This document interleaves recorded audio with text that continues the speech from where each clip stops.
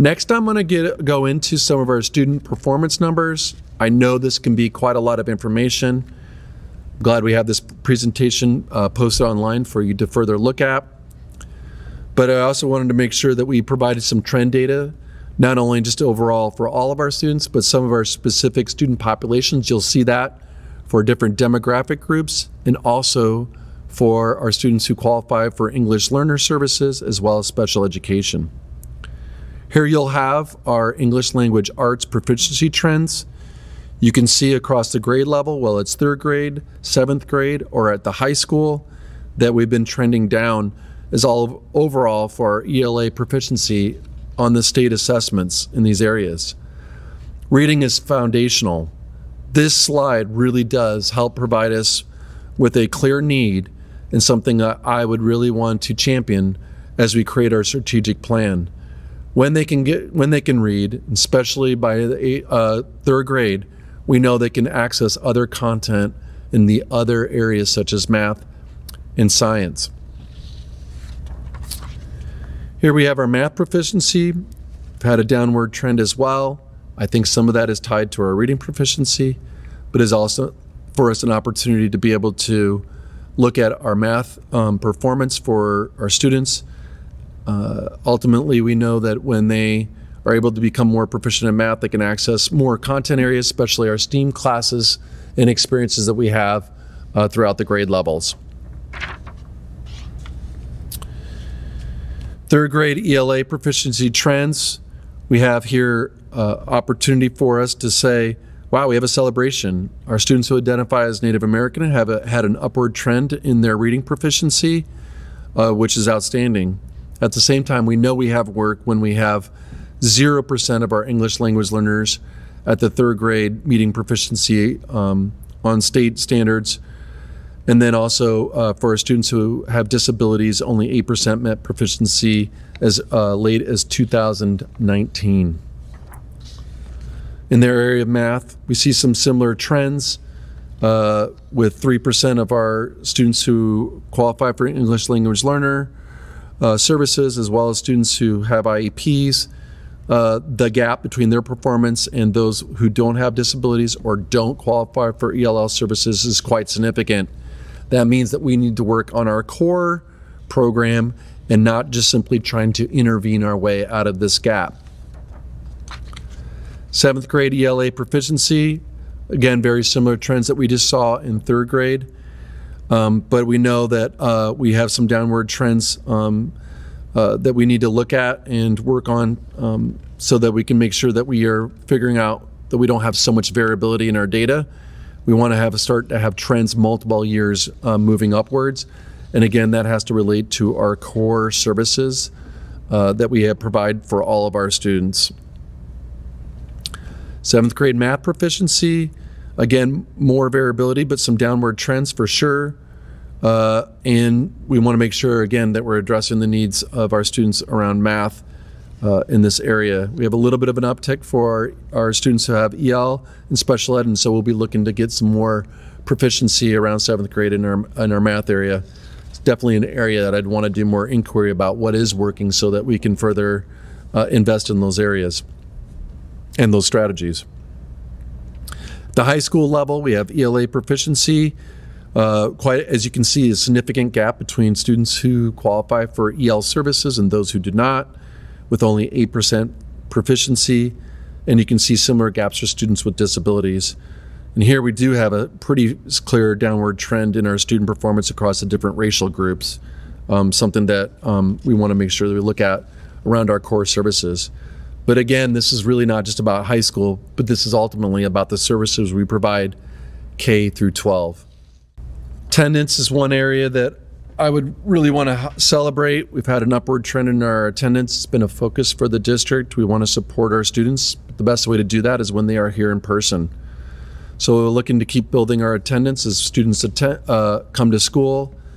Here we can do further work around our core academics, as I've previously presented in ELA and math. Discipline 2 has also had a decrease in discipline, actually cut in half from 2018 to 2020, something I think should be highly celebrated. We do see some uptick in discipline at the 9th grade, so we want to think about how do students transition from the junior high to the high school level, something an area for us to focus on, but ultimately we want to know that we are decreasing discipline for not only all of our students, but across some of our race and ethnic groups. We also know that we've been closing the gap on our discipline for English language learners versus non-English language learners, but we do have a gap between the discipline for students who have IEPs and who do not. And as I round out our presentation for specific to student performance, graduation, as I've documented in the beginning, as around our vision for 2022 was to increase graduation rate. And here we have on the 2020 school year, an 85% graduation rate, something to celebrate for our entire community. In summary, increases in graduation rates, attendance, including our ELs and students with IEPs, is something that I think has been great, as well as ultimately the ELA performance for 3rd graders for students who identify as Native American. Our areas of growth definitely has to be in our core areas of ELA and math proficiency across all grade bands. Academic services for our ELs, when we have 0%, we know that's unacceptable. And then our discipline for students who identify as Native American and students who have IEPs, somewhere we need to dig into to figure out how we can better serve these specific student populations. In inquiry, I really strongly believe in inquiry. These are just numbers in time, but we have other data measures and other things to help us figure out each student's story, strength, and needs. Let's look at the impact of the pandemic on specifically the acquisition of students in target skill areas. Let's look at our cohort data. How are kids growing over time so that we're just not looking year to year? And then lastly is the impact on our previous investments. Where have we invested and how have they boosted or not boosted student performance? That's important work that we'll be doing within the strategic plan. Speaking of, here we have the strategic plan development process. As you can see on the left underneath October, we have the formation of our strategic plan steering committee. Again, I invite you to apply to be part of the committee. We have our state of the district, which is this presentation. We have some upcoming focus groups. We have our community survey already out there. Please take time to fill it out online. And then we'll be moving along with the steering committee to further shape our values and beliefs, get some statements, look at how other strategic plans have been crafted, and what are the specific measures that we want to shoot for. Again, we're looking at really like 4 student performance goals with only 5 to 8 initiatives to support those goals. We need to narrow our focus. And we know that with this steering committee, we'll have a great opportunity in hearing from voices all across this community about what it should be and where we're headed into the future.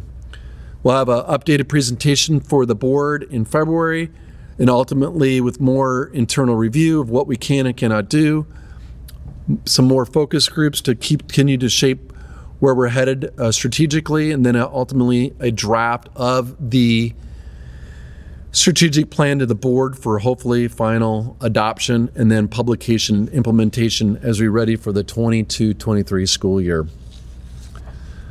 Things to look forward to and next steps.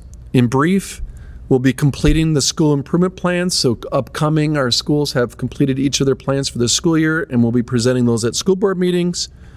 We continue to build out our health and safety protocols. We'll be adding some new COVID testing processes to help keep students in school as well as staff so they can test and keep themselves in school and decreasing the amount of time that they need to quarantine. And then we'll be transitioning in a new school board this month of November, and we'll be thanking those school board members who are moving on. So I want to thank everyone. Thank you for taking a look at this presentation, the state of the district for the Shelton School District.